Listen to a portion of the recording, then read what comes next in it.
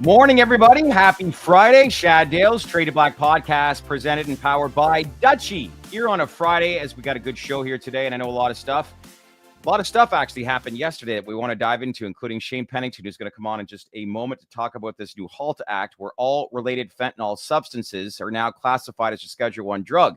I know there's some people looking at this one way, but he wants to basically clarify what this means, because I think some people could be missing the story here. But all in all, we'll have Shane on to clarify and really clear up some of the interpretation from yesterday's announcement from the Trump administration. As well, Paolo De Luca, he's actually coming on from Organigram. He wants to talk about the future of the Canadian market, and especially in the event when we start to see reform. So what does the Canadian market look like once we get, if an announcement regarding cannabis rescheduling from the U.S., how they'll pivot?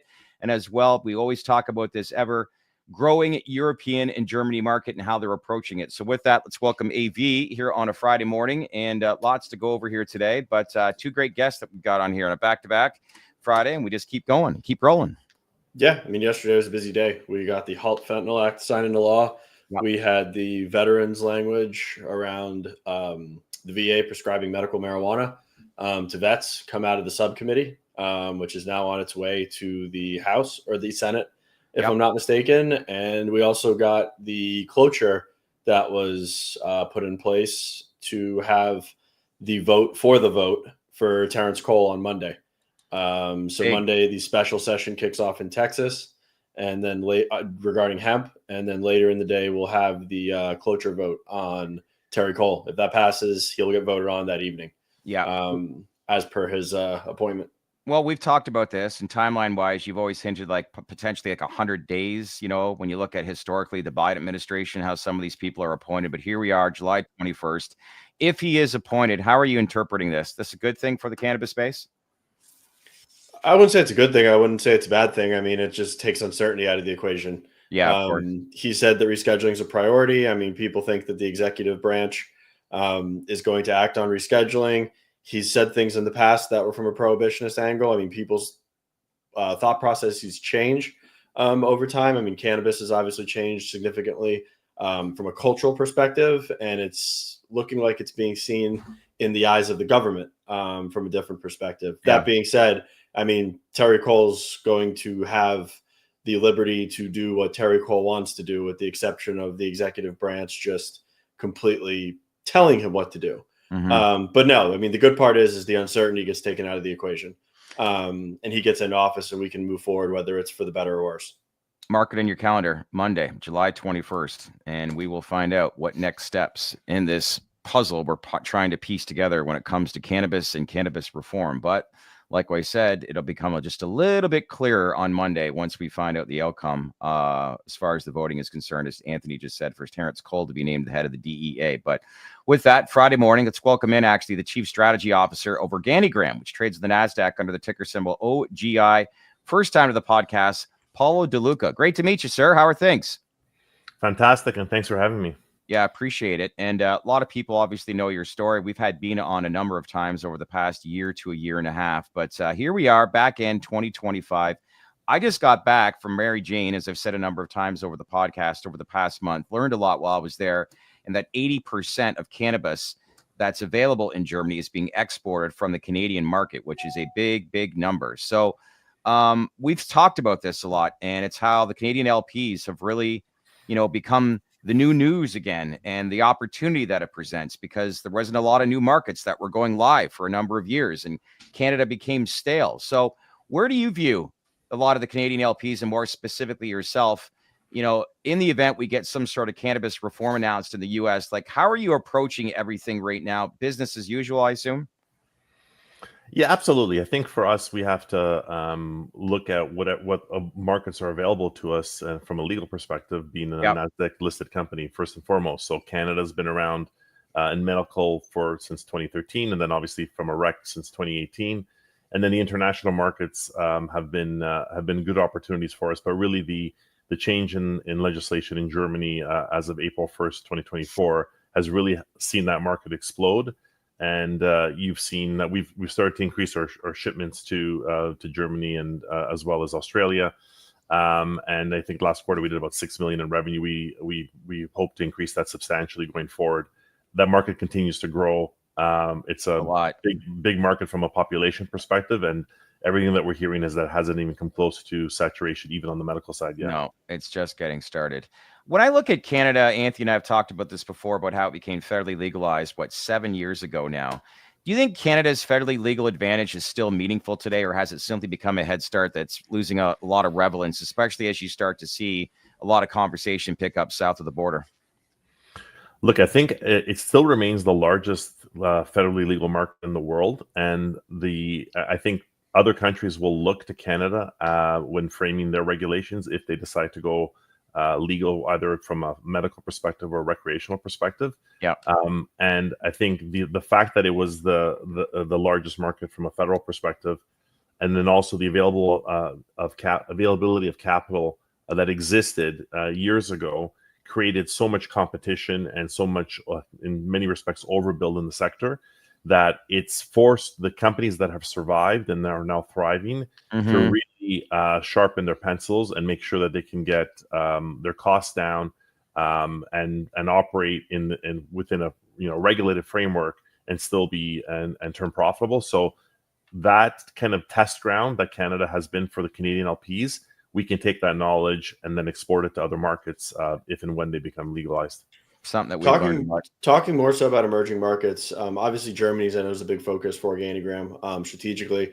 In the last couple of months, we've seen Italy and France make headlines. Are there any certain markets within the EU that you're looking at to, let's say, make that next step in terms of expansion within that market? Yeah, we're looking at all those markets. I think we have an investment in Sanity Group, which is a strategic partner for us. So Yep. we work closely with them, and to the extent that there are new opportunities, we'll look to take advantage of those markets, probably in collaboration with them, since they have boots on the ground and they understand the EU framework a lot better. We've actually heard recently, and we're already exporting to the UK, but we're hearing more and more that the UK market is growing faster than we initially thought.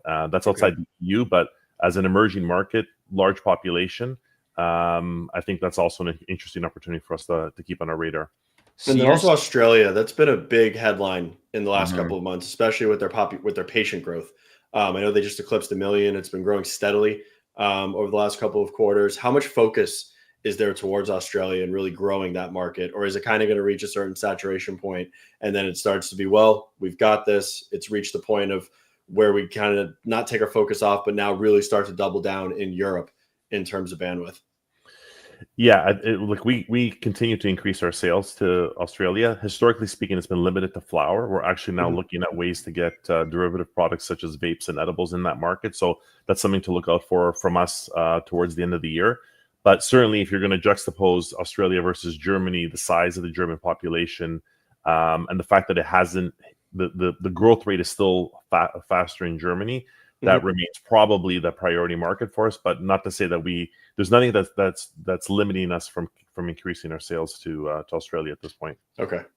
So you're seeing a lot of growth, more expected growth in Germany, like it's growing faster than what you thought, or the EU markets, from what you're seeing and hearing? It is. In fact, we probably left sales on the table because we didn't realize how quickly the German market I know. grow. And we sell the majority of our flower to Germany to Sanity Group, but we also sell to 3 other German LPs there.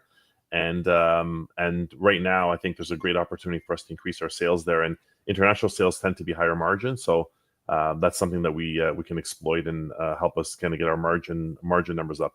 Yeah. I don't know if you saw, but Prime Minister Carney went into enemy territory at the Calgary Stampede. I know he's not very well liked, even though he's from Alberta. But what do you make of this excise tax with this new political party? Because we've heard rumors across the country that they're going to make trading amongst provinces a lot easier. So maybe you can talk about maybe some examples as to what you're seeing and learning as to what you've been dealing with before and how that could change moving forward. Certainly, everything that we're hearing from both the federal and provincial governments is that they want to be a lot more business friendly with the economic threat that the tariffs kind of are hanging over the Canadians' head. Right. We need to figure out a way to make trade within the country that much more accessible. One easy fix that I think is probably going to manifest within the next year is we have different excise stamps for each of the provinces. It makes absolutely no sense. There's no real value add from that. So we're looking to have a unified excise stamp, and eventually, I think over time, probably move to kind of a digital stamp as well. Why was that put together in the first place? Do you know? Probably because that's just the way that alcohol started 100 years ago, and someone just ripped it, copied and pasted, and didn't really realize that there's a lot more efficient ways to do things, and that maybe there's an advantage to keeping track of where the revenues are being generated from, and then redistributing them back to the provinces, because a lot of the excise tax actually goes to the province, not to the federal coffers. It gets collected by the province, sent to the federal government, and then sent back to the provinces, believe it or not. Wow. Which is incredibly inefficient and typical government. On the overall reduction of the excise rate, I mean, it's hard for governments to give up tax revenue, especially when you're having trouble balancing your budget. So we're not banking on that. If it happens, that would be great, but we don't ever bank in terms of our business plans on the government's doing us a favor. We have to always assume that we have to be profitable within the existing framework. Yeah. How's the Canadian market doing currently? I mean, we've heard for the last couple of months to quarters on stabilization in price to increase in price, with also a decrease in supply potentially. I mean, are those trends still intact, or are you starting to see any sort of changes there as dynamics continue to shift in Europe? Yeah, I think definitely things are stabilizing now, and especially on the flower front, you've seen companies redirect a lot of their production into European markets because they are higher margin, or international markets rather.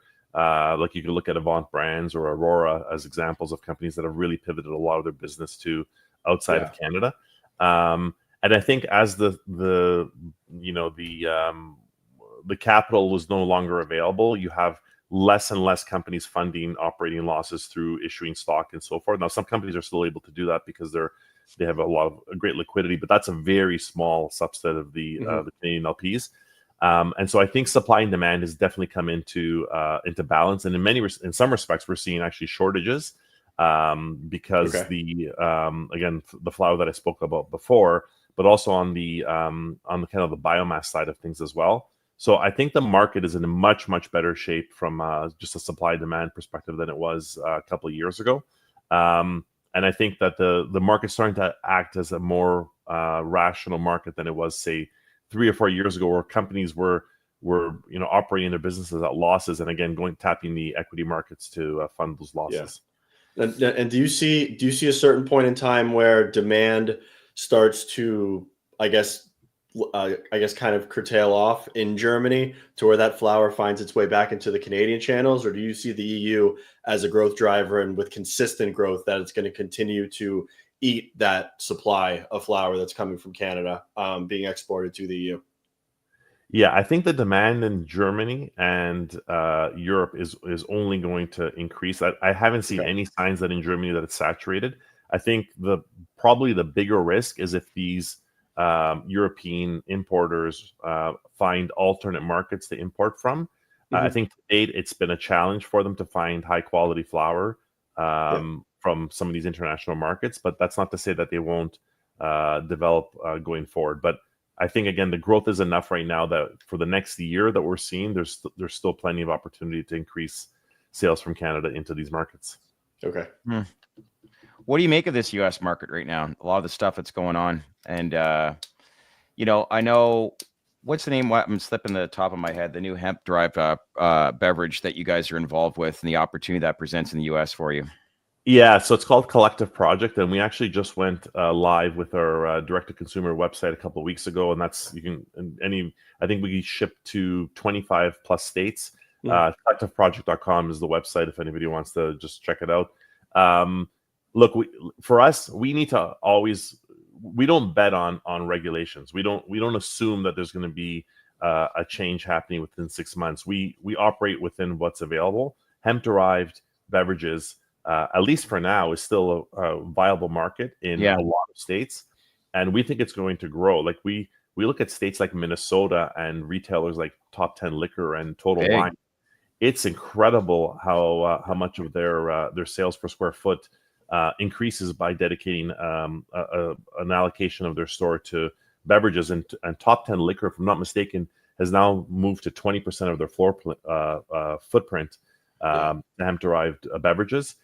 We think it's $1 billion category right now, and expected to grow to about $4 billion within the next 3 years. That's Euromonitor has also come out with that forecast. And I think over time, you're going to see traditional bev alcohol have to lean into the space, because certain categories in alcohol are in decline, like beer is in a secular decline, and younger drinkers are simply not taking up drinking the way that maybe we would.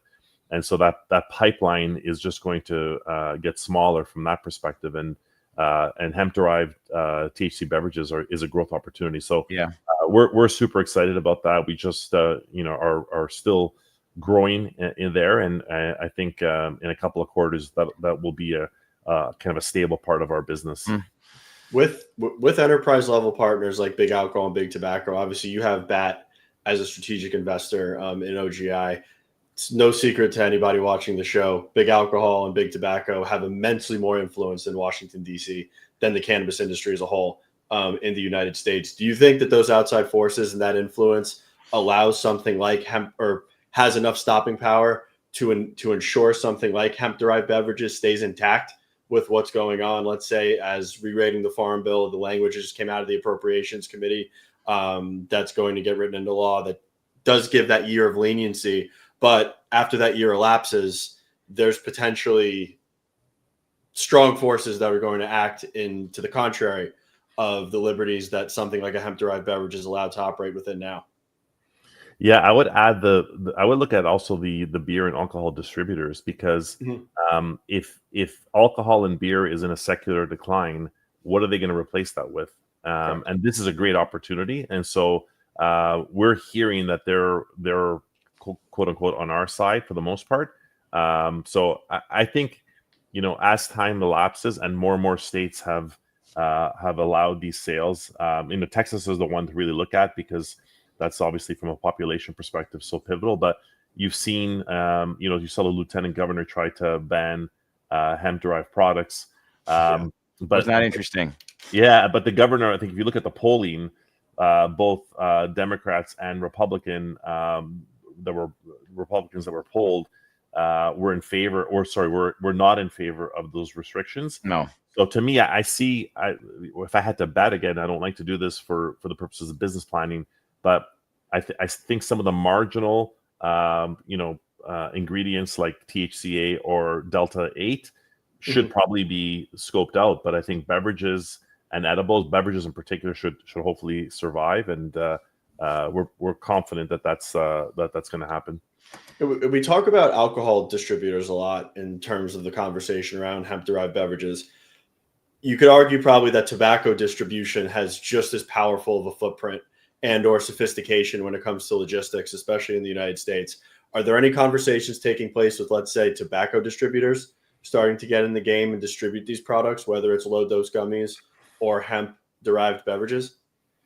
We haven't seen that yet, but I think if you look at the BAT being invested in Organigram and then Altria in Kronos, and I think Philip Morris is in the background. If you look at some of the moves they've done, they've been I think generally pro cannabis. So I think if they want to sit at the table in influencing the regs, I suspect again they're going to be more on the friendly side towards cannabinoids in general. Yeah, I asked that because I was talking to somebody about off topic. I was talking to someone about nicotine pouches, and they were like, these companies just buy brands and they don't really care about the price because their distribution and scale is so immense that all they need to do is just flip a switch, and it's essentially just a money printing machine. Yeah. In terms of the amount of product that they can move overnight in a quick fashion. Well, Bina was telling me in Chicago, I know she was on a panel that talked about just big tobacco and what they have to do to enter and what their focus is, and non-combustible products basically is front and center for them, especially here in North America. But it's not going to replace what they're doing. And the first thing I saw when I landed in Berlin, I had lunch by myself on a patio, and there was 9 ladies that came in with luggage. And before I turned around, all of them had 6 ashtrays, and all 9 ladies were smoking cigarettes, something that you don't see here in North America at all. But Look, let's face it, big tobacco, there's still a lot of opportunity for them globally.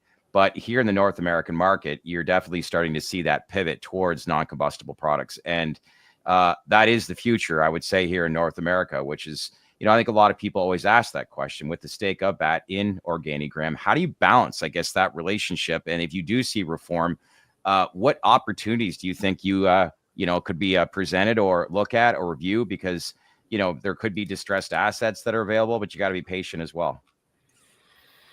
Yeah, I think again from even within the cannabis space, the secular trend is to non-combustible. Flower, pre-rolls, infused pre-rolls are still massive categories, but the trend again over time, we expect, especially with new consumers in the space, is going to be into, call it quote unquote safer product formats like vaping or edibles or beverages. Yeah. That's why we love beverages. I think beverages is a very non-intimidating way for people to participate in the category. It's very much harder to, especially with low-dose THC beverages where you have a max of, call it 10 milligrams, but potentially even lower, 5 or 2.5 milligrams. It's really hard to mess up and have too many of those. Like to drink 355 ml cans is a lot. The horror stories of people eating a black market gummy or brownie, it's not likely to happen once you have it in a regulated kind of format and in traditional retailers. So I think if you're investing long term, which is really what our focus is at Organigram, some of these kind of less intimidating categories to new potential or cannabis curious customers is kind of where we really want to make our investment. In the short term, of course, flower, pre-roll, infused pre-rolls here in Canada, that's like kind of the cash cow that drives the investment into the future categories. Yeah, well, Canada, as you said, Canada is an aging country, and if the government has tax dollars coming in, that's not going to change. But what would be nice to see is the crackdown on the black market, which you're seeing more and more in the US right now. That's what needs to change. And there needs to be a strong focal point, because you can't just set it and forget it, which the Liberal Party did back in 2018. But as this industry starts to progress, I think that you get rid of the black market, it's just going to generate more tax revenue for the government, based on the thriving LPs that have survived during these last 6-7 years. But is that stuff you guys are communicating to the government right now? I would assume you are. Absolutely. We sit on the C3 kind of coalition. How do they respond though? Because it seems like nothing's getting done. That meets regularly or interfaces regularly with the government, and we have a dedicated GR person at the company. Yeah. Sorry, I think I lost you. Yeah, I think I think can you hear me okay? Yep. Go ahead. Sorry about that, guys. I don't know if it was on my end. Yeah, they're aware of it. I think the weirdest thing about cannabis legalization was it happened right before COVID, and so there were all these plans of how it would they would launch and then kind of adjust on the fly, and then COVID happened, and then people just got distracted especially from a Health Canada perspective. But we do always inform the Health Canada or the regulators whenever we see something that is hurting the industry. I mean, we were talking before the show, there was a seizure in St. John, New Brunswick of 6,700 kilos of product that was destined for Scotland, of all places. And we know, we're aware of the black market still being a very relevant player in Canada, both affecting domestic sales, but also exports into international markets. So I think everybody has to do a better job of it, but it's a lot. Enforcement is a lot easier said than done in many respects. Creates a gray area. We've had a lot of those conversations this week, but listen, appreciate the update. Tell the team that we say hi. Tell Bina all the best, because I know that her last day is at the end of September, but we'll miss her. Great lady, and tell her we say hi and I hope she's enjoying the summer. But most importantly, appreciate the update, and let's keep in touch. Okay, Paolo? Thank you, gentlemen. Have a great weekend. Thank you. Thank you, sir. Okay, bye-bye. Keep hearing that German market, and great exporting opportunity for a lot of Canadian LPs. But the big takeaway is that the margins are better when exporting, into those countries, which is why you can see how a lot of these big Canadian companies yes, the Canadian market is very important to them, but the big upside potential is that European market, which they're demonstrating. It's great, though, that the German market has been that export opportunity. So it's allowed the Canadian market to come on the uptrend. So companies that are staying at home in Canada and exporting to Germany that have the capacity, I mean, they're double dipping at both ends of the spectrum. Yep. All right. Our next guest has a hard stop at 11:50. So let's jump into it. Let's welcome in Shane Pennington to the podcast. Good to see you again, sir. How are you? How are things? Doing great. How are you guys? Good. Saw some pictures online. How was Washington last week? Did you learn much? I learned a few things. The trip was really about getting this information to the White House. I obviously wasn't going to be the person delivering the message, but I was there to support. And I mean, it was a good trip. That's good. Okay, so wanted to have you on because I know there was news yesterday, and I want to be careful of obviously how I present this, but the Trump administration announced basically this HALT Act where all related fentanyl substances are now classified as a Schedule 1. And you were basically, trying to communicate to people that, yes, this is important. This is a great step in the right direction, but we want to look a little bit deeper into this and what it really means and maybe how some people are starting to misinterpret that they think fentanyl in general is classified as a Schedule 1 drug right now, which is not the case. And I wanted to see if maybe you could elaborate off that, maybe communicate that. And then by all means, Anthony, if you want to add something to it, feel free. Sure. So, I mean, what the statute says is that fentanyl-related substances that aren't already in a different schedule are in Schedule 1. So the issue was you have fentanyl, which is a very important medicine. People should not forget that. Like it's, if you get in the right situation or the wrong one, you're going to want that fentanyl, and it's perfectly useful drug for pain management, and that is an important drug. But then what happened was you have all these bad actors who have made related substances, or they take that compound and they change it just slightly to mask it, and then that's what's causing I think in 2023 it was 70,000 plus Americans died of fentanyl overdoses.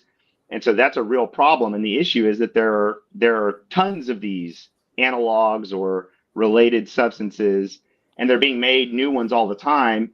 And as anyone familiar with this show and space and the work that I do is aware, putting a drug on Schedule 1, even when you expedite the process, is it's a long drawn out process. So if they had to, it's like playing whack-a-mole if you're the federal government trying to get these things into Schedule 1. So what they did was they said everything that's not already in a different schedule, like the FDA approved fentanyl, which is in Schedule 2, stays in Schedule 2 because it's a drug that doctors use and it has a medical use. Everything else that these bad actors are making and generating in their bathtub or their basement, wherever they're doing it, that stuff is all automatically classified in Schedule 1. And it then opens up research. And this is where, so a lot of folks, because of bad media reporting, are saying, well, they put fentanyl in Schedule 1, and so that's great. And they didn't put fentanyl in Schedule 1. They put certain fentanyl-related substances. It's a broad class, but they put all of those in there. Okay, so that's the first thing. And I don't blame people for that. It's just bad reporting. Everybody's been misunderstanding this. But, so I said people are misunderstanding the important point. They think what they think is important actually isn't the big deal. What I think is the big deal is that the section, I think it's 2, 3, 4, 5 of the statute, then go on to open up research into Schedule 1 substances in really, really important ways. And so I'd like to walk through those just briefly.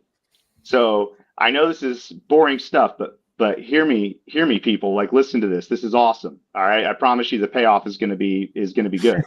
This is good. So here it is. It creates a class of covered research with Schedule 1 substances that it then unlocks, right? And so it defines that class first. And here's how it defines it. It says the research that we're talking about here, it falls into one of 3 categories. Either it's with a drug that's in the FDA approval process. So you have what's called an IND, an investigational new drug exemption. Okay, fancy term, basically means some drug maker has sponsored that drug to go through the FDA process. All right, that's one class. Second class is if HHS, the Department of Defense, or the VA are conducting the research with the drug. Now, notice that this is a separate thing. So even if the drug doesn't have an IND, even if it's not in the FDA pipeline, if one of those agencies is conducting the research, covered. Okay. Third category is if any of those agencies are, and I'm going to read this because I want to get it exactly right. Or if the research is funded partly or entirely by a grant, contract, cooperative agreement, or other transaction from the Department of Health and Human Services, Department of Defense, or Department of Veteran Affairs. So if you read that, now, funded entirely, that's a big ask, but funded in part, that means, I mean, read for what it says, that means even if they're funding it with a penny, right, that would make it covered research with that Schedule I drug. Right. And so when you put that together, and then it has a whole bunch of other restrictions that it drops on Schedule I research. And it basically says if you have research like that, then if you're a practitioner who's already registered to study Schedule I or II drugs, Schedule I or II, that's huge because lots of folks are registered to study Schedule II drugs. And normally when you go through the process you want to study a Schedule I drug, you have to get a special registration for the particular drug that you want to study. And if you want to study a different drug, you got to get a whole new registration. It's this whole big process. Now what they're saying is if you're already registered to study even any Schedule I drug, so say that I'm Dr. Sue Sisley and I'm registered to study cannabis and LSD, and she's actually licensed to study a bunch of stuff, but let's just postulate that for purposes of conversation. Okay. And now she wants to study psilocybin, or she wants to study, DMT or whatever it is. She can, and then if she's able to get her research to be funded even by a penny by one of those three agencies, right? That is now covered. And all she has to do is send a notice to the Attorney General of the amount of the drug that she has, the purpose of the study, and a demonstration that she has that 1 cent or $1, $500 from one of the relevant agencies, and it's green light. It's just the research is done. If you compare that, and then she can start the research 30 days from the time she sends the notice. And the only thing that the Attorney General can do to check into what she said is to request that HHS look behind it. Okay, so they can't stop it. They can't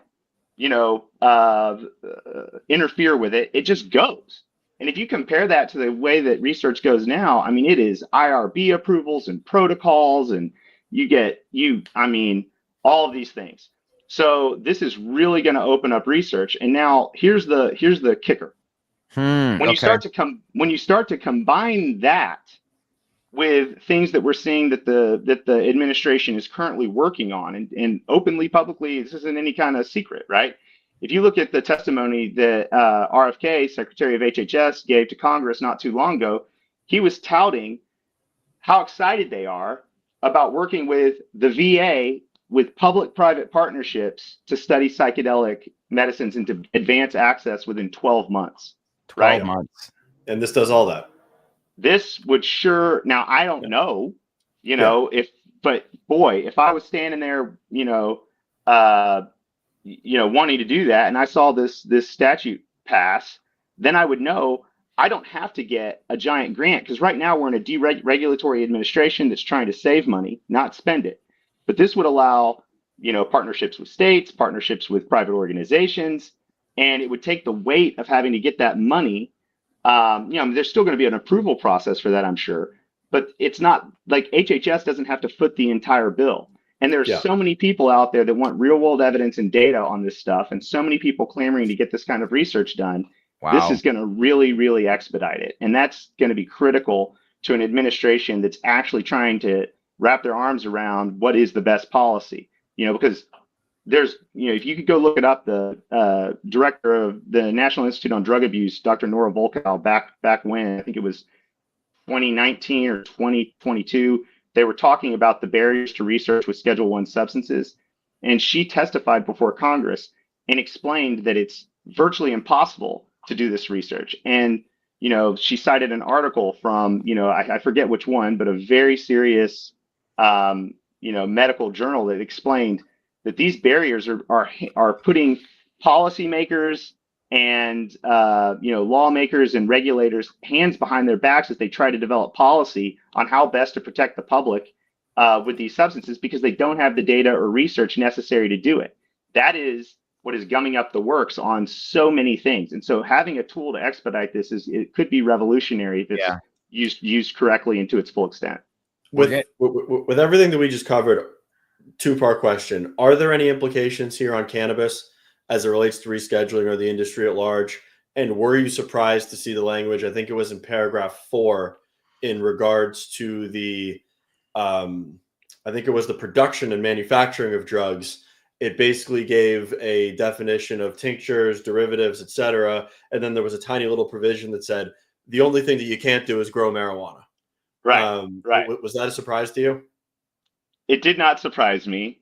Okay. This is the great example. I mean, all these lawmakers on both sides of the aisle constantly talk about how important it is to do cannabis research. And whenever you talk about reforms, even though we have a massive amount of data and evidence that everybody who's listening, I'm sure, is aware of from HHS and all the states and so forth, they still claim that there isn't enough research. But then when they pass laws, it's always like, but don't research marijuana, don't grow marijuana, right?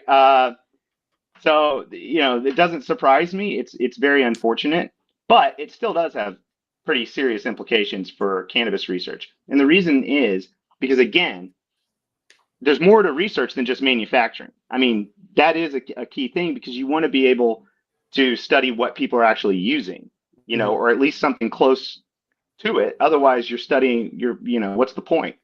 But there are other ways to get those products into the hands of the researchers. But for purposes of this bill and what's significant for cannabis, say that you're right now, before this statute passed, if you wanted to study marijuana, you had to get a Schedule 1 researcher license to study marijuana. But now, if you have a Schedule 1 or 2 registration, you're eligible to add marijuana to your repertoire if you meet that covered research definition. So if you can partner with the federal government or get them to conduct it, then you're in and you get this expedited process and you're off to the races. So I don't want to oversimplify it. Cannabis research is still going to be challenging, but this is definitely a positive step.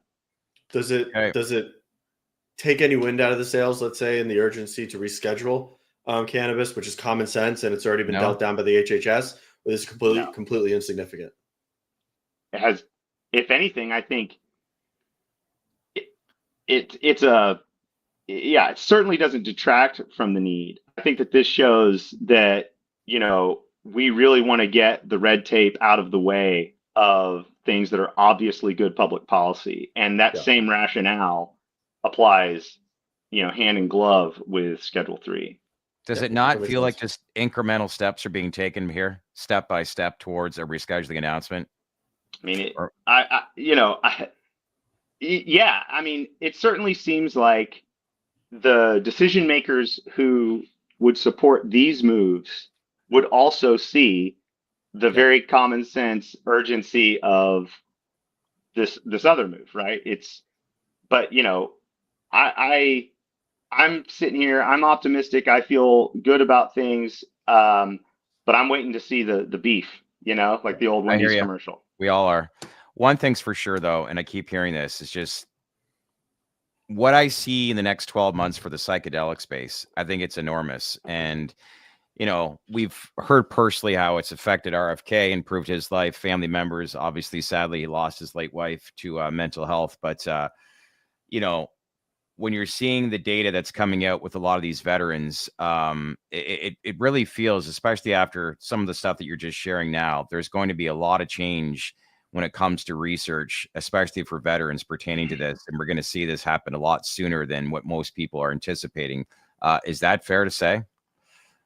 I hope so. And the reason that I really wanted to come on the show, and the reason that I, tweeted the issue about the misunderstanding, is because these things don't just happen by magical, they just appear out of thin air. I mean, in order for a bill like this to become, activated and used to its maximum extent, you have to have the private side of these partnerships understand the law, so that they can use it. Then you also have to have the folks inside the government who are on top of this, who are busy with a lot of stuff, right? There's a big, beautiful bill to implement right now, you know, and executive orders to follow through with and so forth. They're busy people. Everybody needs to understand this and act quickly, right? Because here's another thing that folks who haven't read the statute won't understand. It allows rulemaking by interim final rule by the Attorney General, which all of that will be delegated and is delegated to DEA. So they have rulemaking authority, which means that they could put guardrails up on this that might get in the way of this very beautiful picture I'm painting to all of you, right? But it allows them to make those rules. But it says that this statute becomes effective immediately upon enactment. So, right, you know, Trump's signature is still sitting there wet on the bill. It's effective now. You can do this research now, right? You send in your notice, 30 days later, you're off to the races. So there's this gap between now and when those rules come out that could put restrictions on it, right? Where it's this beautiful runway to get started on this stuff. And so when I see people out there well-intentioned and trying to be engaged, but the media and just the public doesn't understand what this means, that frustrates me because I want us to be, you know, sprinting. It's like Usain Bolt getting the baton in the 4x400 and just boom, or the 4x100 or wherever he runs, right? And just go. Like that's where we should be. But if we don't understand the law and don't understand its implications, we're all just going to be standing there while the opportunity passes by. Well, historically, we've seen a significant knowledge gap amongst policymakers, the media, and even parts of the industry itself. And there's groups like SAM, Insider Access, often use that to shape the conversation and really maintain an edge. But how important do you think it is for someone like yourself, even someone like Matt Zorn, to help really, in a lot of ways, level the playing field? And do you think we'll finally start to see, I guess, more better informed decision-making on reform as a result? Because we're seeing a lot of news pertaining to you two. And like, this is encouraging because you have an administration that is keeping an open mind here. And finally, we're seeing, like I said, a level playing field. Well, I don't want to overstate my personal role because, you know, I still consider myself just a, you know, it's like my mom says, you don't forget, you're just a simple country lawyer, right? So I don't want to overstate mine, but having a guy like Matt in there and people like Jim O'Neill and you know at HHS and across the administration, who, you know, Jim Collins,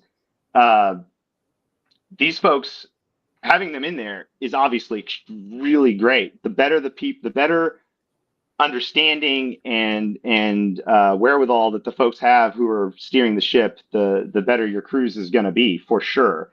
And, you know, what I will say is one problem with just having, you know, a group like Sam. Look, I disagree with Sam. Other people agree with Sam. Not many of your listeners, I'm sure, but there are a lot of people, I guess, out there who agree with them. Even if you agree with them, the way our process works is, you know, these are complicated issues. These are difficult problems to solve in a good way. And having just one voice sitting there whispering in the ears of everybody all the time doesn't give you, you know, a one-sided conversation is almost by definition a dumb one, right? Yeah. So what you want to have is a diversity of ideas, a marketplace of ideas. Yeah. And the fact that we've been calling for that conversation and ready for that debate for so long, while the other side has tried to hide from it, tells you everything you need to know before you even hear the debate about who's got the stronger ideas. And so those are the two things I would say. I mean, it has nothing to do with me, but having really good people in there who are really smart, know what they're doing, and having more voices in the mix as we try to develop the best path forward to, you know, promote the best policies on these issues, that is good. That is really a positive development. With Cole potentially getting voted on Monday, do you think that if he is put into office, we start to see some sort of resolution towards the ALJ quickly, or do you think that we have a better chance of hearing something from the executive branch in terms of it is a complicated thing. I'm not sure how to I mean, I guess if I had to say if it's positive or negative on the whole, it's really difficult to say, but having the actual fully fledged, not Pinocchio administrator in there, as opposed to an acting, is an important thing because, you know, all that having an acting person in there does is make things more vulnerable when they come out, when the sausage, is made. Correct. That said, so much depends on things that I don't personally know about Cole, and whether and to what extent that will his views could shape things is sort of a separate issue that I think remains to be seen. Yeah. But the good thing is the message is getting louder, and with that, we're seeing, like we said, incremental steps, and all we can do is just continue these conversations going. But thanks for the clarification. Hopefully, people got some good information from what you just explained. We'll get a couple short clips and push this out on Twitter. Be curious to see what the reaction will be. But more importantly, the whole reason why we wanted you on is just to understand what these messages and information mean, and just to dive a little bit deeper, because we all know you can get a lot of great information off a 7-second TikTok video these days, right? Totally. No, I mean, I'm glad that I was able to get on and just sort of break this down, and I really appreciate the opportunity to do it. And I'm glad people are engaged. It may be frustrating to see when there's misunderstanding, but it would be even worse if nobody cared at all, right? That would be the worst case. I think people just want to have the smallest little snippets to further justify and verify what they're thinking. And of course, I think that's where we're quick to react in today's day and age, to say fentanyl, Schedule 1, you see, this is another step. It's like, whoa. But I think that's just the world we live in right now. But good to explain a little bit further. Fentanyl has plenty of medical value. Yeah. Just plenty of it. I've seen it work in person. Trust me. Yeah. It's valuable. Yeah. I have 2 children, and correct. It's an epidural. Do you want me to get, maybe my wife should jump on the podcast right now and kind of explain. Give a little testimony. I've seen it work in person. It works wonders. That is a miracle drug as far as I'm concerned.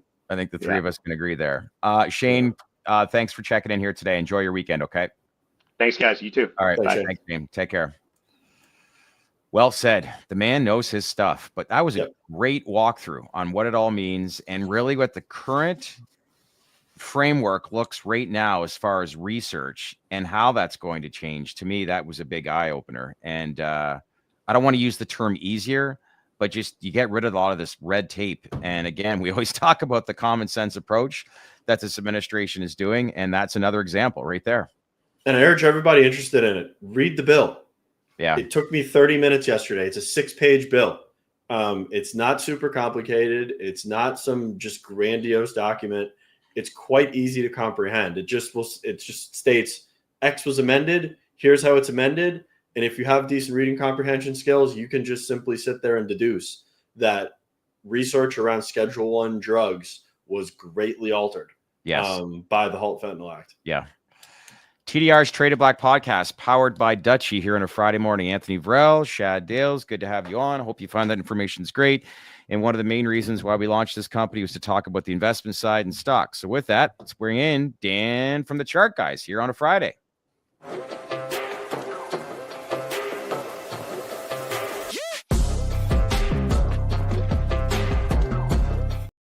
Good day, sir. How are things? How you doing? I'm great. Thanks for having me. How's the summer been? You've been traveling much? Been away, or you've fallen this space a little bit closer than we have in the past? Because we're getting some chatter here, aren't we? Yeah, doing both, traveling and following along. Usually if I'm traveling, it's a great indication that volatility is coming, and that was the case for last week. Yeah, I know that some of the stuff you're saying, that there's some chatter going on, some insider talk about reform, and we keep hearing that, and there's a lot of, let's face it, chatter going on. We saw a little bit of a run last week towards midweek, but then with the raid that happened with Glasshouse, that killed a lot of the momentum.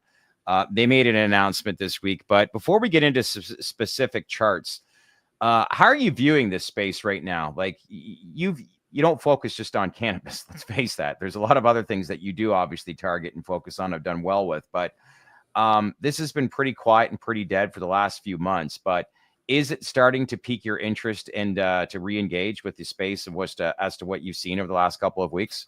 Yeah, I mean, just keeping it real, it's been the bottom of the barrel priority. There's just so much opportunity elsewhere, and that's what makes it so much more painful for people that have been holding these positions. Is you got quantum and crypto and all these things are going nuts, and so it is still lower priority for me. When you get last week happening with some volume and volatility surrounding it, that gets me interested again. But The chart very quickly said nothing's different yet.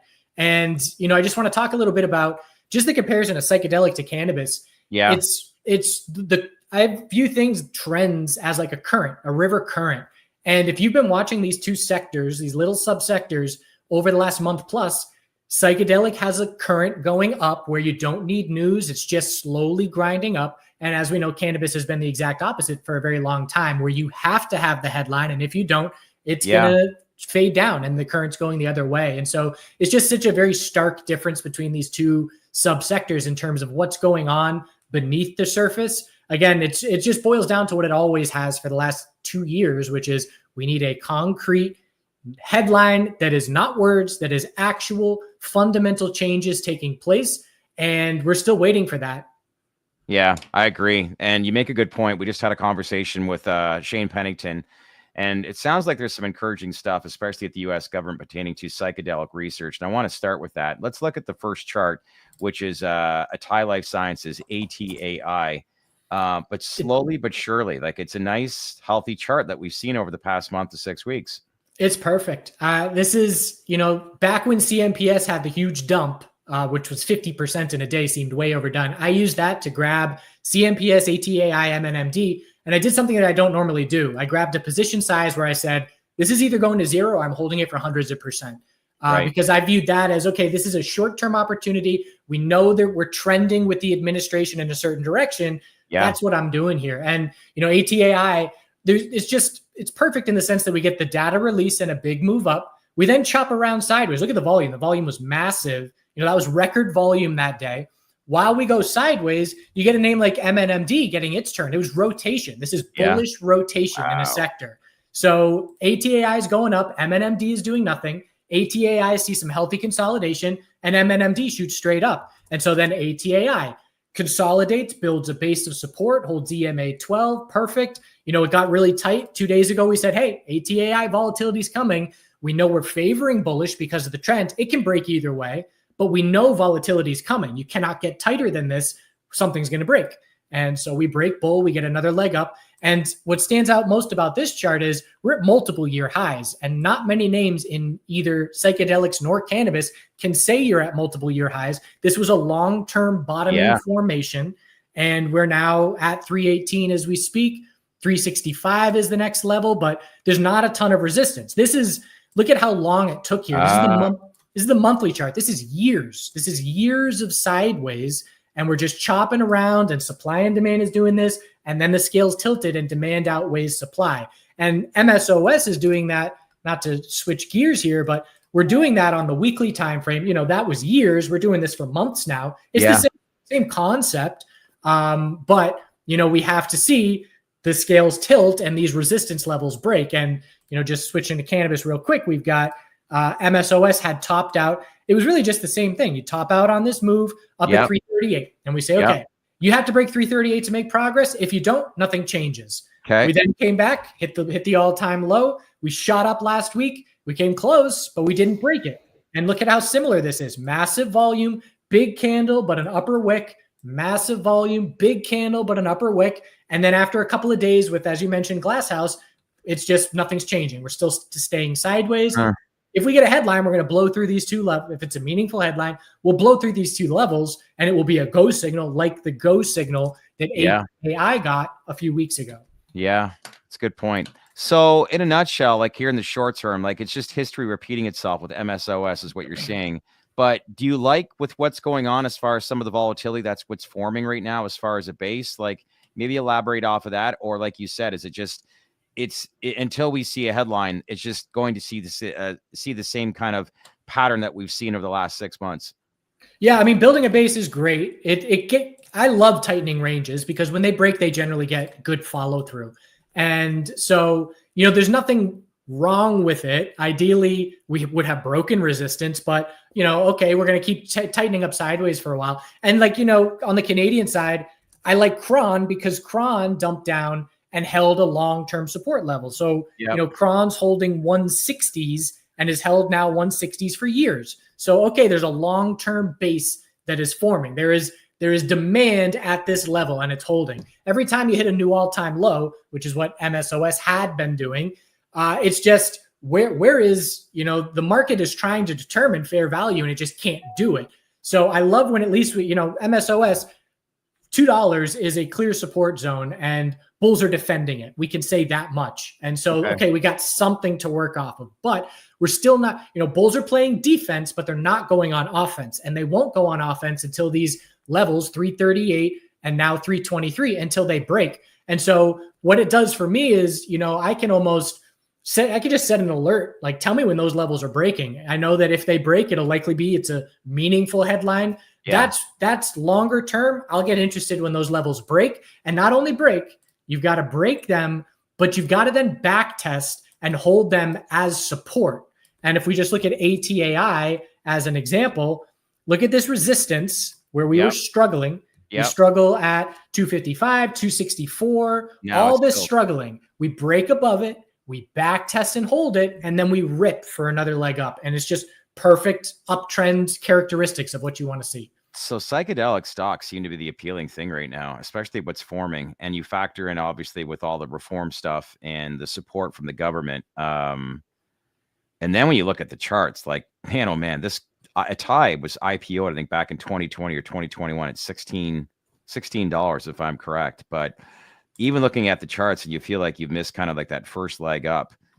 Like when you expand that out, look where we're at in comparison to where it was. Like this is mind blowing. They got crushed just like cannabis. The difference is this year has made all the difference where they put in a longer term bottom. And, for me, we've got people saying who have been on this trade, they're saying like, I'm feeling some euphoria. I want to take profit, but that's not my game plan. I'm aiming for higher. And my response is the herd isn't here yet.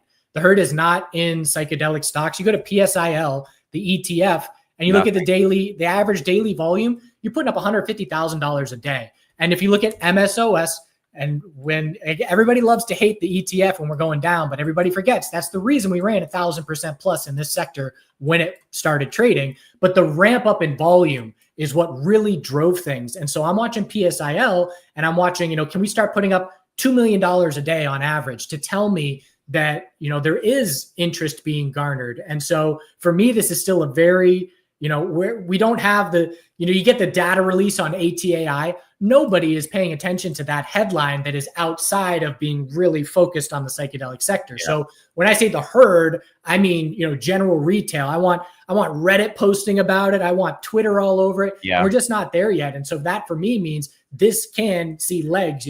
If we get a nice, sexy headline that the common person can then think, maybe I want to get into psychedelic stocks. Granted, at that point, it's way too late. We're closer to a top at that point, but that's what I'm waiting for, to look for some kind of profit-taking signal.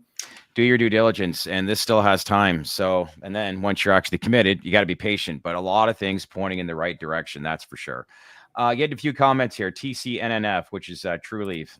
Jonathan wants to see what that chart is. And I think it's so they're all going to be doing the same thing as MSOS, most of them. I mean, you got this level 525 must break. So we came down to support. We held it. Great. We went up to resistance. We rejected. The way I just view when the chart is doing this, which is a very common thing for a chart to do, I just view it as like World War I trench warfare. You got trench here and trench there, and you're just battling for feet and you're not going anywhere. What you got to do is overrun the other side's trench and make it your own. And so until that happens, nothing's going to happen on this chart. You can tell me give me some analysis. Okay. If we're under 525 and we're for over $3, nothing is progressing on this chart. I'm getting no new information. And so that's the next thing we're waiting for. And, in the absence of the headline, this is now, let's go weekly chart. We could very easily do this through the summer into the fall. And, pull back towards support, set a higher low, head up, and just get, we're just battling for the feet in between the trenches. And then the scales tilt and you wait for that volume spike and that volatility when a sideways range breaks. And that's what ATAI just did, zoomed in on the 4-hour chart. We're doing it on weekly charts. Well, what I'm seeing with the TAI and MindMed is like they're playing off with each other. As one starts to get volatile, the other one starts to rip. Whereas the cannabis space, I know somebody's asking me, can you look at the Terracin chart? And I'm like, we can, but I'm almost guaranteeing you it's going to be similar to what we're seeing in MSOs and TCNNF, because that's the industry for you. They don't operate solo. It's just they all trend in the same direction. Yeah, they're all doing the same thing. And again, when you're in a bullish market environment, and I'll just use crypto as an example because it's happening right now. Bitcoin rips as the leader. It trades sideways. And while it trades sideways, profits rotate out to everything else. And so, you need to see that happen. Obviously, we haven't been in an environment for that to be taking place in cannabis in a very long time. But you have to have the catalyst. I mean, the crypto example is you've got, the Genius Act was just passed. You've got an extremely positive. I mean, what the Trump administration is doing for crypto is what cannabis bulls are hoping and pleading for. Just give us half of what you're doing there with, cannabis, and it'll be a significant result. But you can't get the herd interested without the sexy headlines, and cannabis hasn't had a sexy headline in a very long time. Yeah. A lot of attention right now in Washington on crypto, which is why it's moving and moving. Anthony told me, he said SBET, SBET. Look at that. And I'm sure that's ripped. But yeah, it's an Ethereum. It's a play on Ethereum. But yeah, just going straight up 350. And that's the other thing. Like, some of these stocks have been seeing the move that a cannabis bull hopes to see in a decade in weeks. I mean, you've got this name's up 350% in a few weeks, and you've got BMNR, Tom Lee goes on CNBC and says we have a new company. And again, they all come back to earth. You don't go straight up, but it ran 1,000% in a week. Cannabis bulls want 1,000% in a 5+ years. So again, it's just there's as a full-time trader, this is why I'm so unattached to things, because opportunity shifts so fast. And for me, it's so valuable to have a pile of cash to give me some profit here, then I'm going over here. And I think this is what the cannabis space has taught us, though, is that we got so fixated on one specific industry for such a long period of time that we learned and we got hit the hard way. And then once you started to pivot, you realized, oh my God, there actually is something else out there besides cannabis. And if you actually play this smart, the space inside and out, and you have time on your side, and if you follow the space closely, you can kind of get an idea that if and when there are announcements to be made, you know how to play it correctly. But it doesn't necessarily mean you have to sit on the sidelines and be in cannabis every 6 months that an announcement is made, right? Yeah, I mean, there were people, when we gapped down on the vote, there were people talking about buying the fear in the $4 range, and it's just like, here we are at 250. We dropped another 50%. Yeah. You can get a headline, miss the initial reaction, and still buy under that level. And so again, it's just, you just have to have the catalyst, and opportunity cost is just as painful as, a red position. So again, I'm not saying abandon cannabis, but it's a lesson learned. I learned this lesson in 2013. I was trading only cannabis stocks 2010 to 2013 or 14. And then I learned the lesson of, I can't fall in love with things. I can't bag hold. I've got to be moving around. And as you mentioned, markets aren't going anywhere. And I had no idea I would be trading quantum stocks 2 years ago. I'm going to be trading anti-gravity stocks in 3 years. I have no idea. It's just, there's always going to be another opportunity. And it's just so important to not fall in love with a story or one specific company or even one specific sector. Agreed. Well said, my friend. Listen, always appreciate you checking in. Anybody wants to learn more information about you and some of the workshops you have going, how do they get a hold of you? Chartguys.com. We got a free intro to technical analysis course that you should definitely start with. Okay. And probably something very important if this starts to heat up more towards the cannabis space. But and just one more note, people, I show up when the bulls show up, and it's just because that's when people watch the video. I'm not going to spend my time making a video in a slow bleed when it's going to get 1,000 views. It's going to hurt my YouTube channel. I show up when there's interest, and that is after the price goes up. Yes. But again, always just doing my best to try and give the unbiased viewpoint, because I don't care. I hope the sector goes up for everybody. But when it all boils down to, I do my best to stay as unbiased as possible. Well, it's a good thing when we have you on because there's actual movement. When we don't have you on, because I'm like, there's nothing there. Nothing to say. Yeah. I hope to see you next Friday, my friend. In the meantime, have a good weekend. Okay. All right. Thanks. You too. All right. Thanks, Dan. Appreciate it.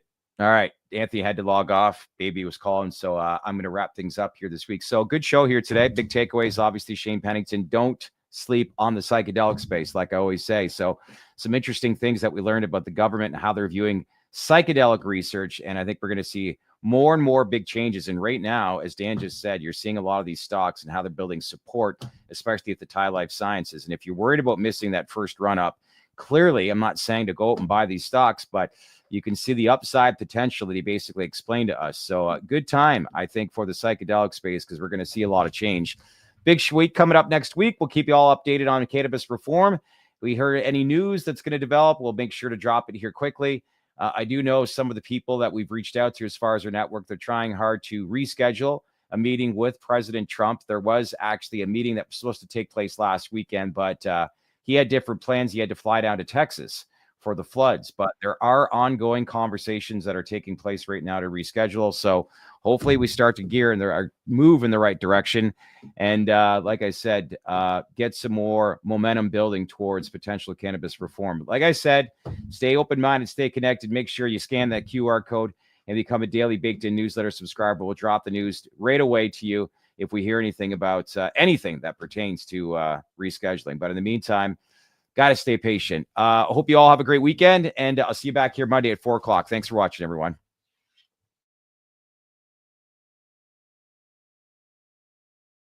So what'd you think of all that information? Some interesting stuff that we just learned once again here at the TDR Traded Black podcast. Let's keep the conversation going. So leave your comments below. We'd love to get your feedback. As usual, if you have time, make sure to like, subscribe, and smash on that bell for all notifications. And stay connected with us here at the Trade to Black podcast. Thanks for watching, everyone.